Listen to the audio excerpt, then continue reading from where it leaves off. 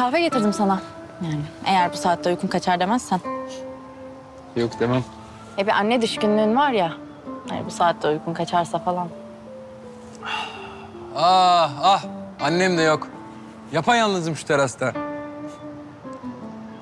Takılıyorum sana. Yani kızmıyorsun değil mi? Sence? Bir gamsızlık, bir vurdum duymazlık var tabii. En azından buradan öyle görünüyor. Kolay sinirlenmiyorum. Niye? Sinirlenecek çok şey var.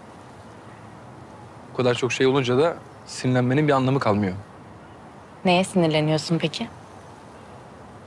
Niye soruyorsun? Arayı iyi tutacaksın Bahar. Olan bize çalışacak. Seninle çalışacak. İdare edeceksin. Biz ortağız artık. Seni ne kadar tanırsam o kadar iyi. Ama soruları hep sen soruyorsun. Tamam. Sor. Ne sormak istiyorsun? Fida edebilir misin? Bu soruyu geçiyoruz. Peki. Nerelisin? Bir yerliyim diyemiyorum aslında. Annemle babam trafik kazasında vefat edince... işte önce dedem, sonra teyzem, sonra yatılı okullar falan. Polisim ben. Belli. Nasıl belli?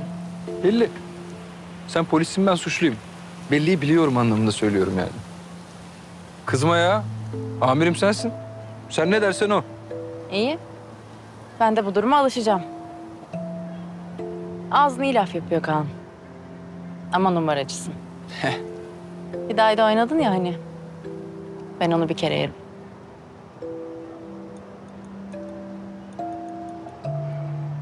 Annem küçükken ben haylazlık ettiğimde feneri söndü, mumun tükendi. Hadi yatağına dert.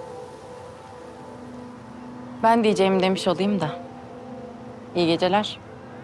İyi geceler. Kahve için sağ ol. Hı hı.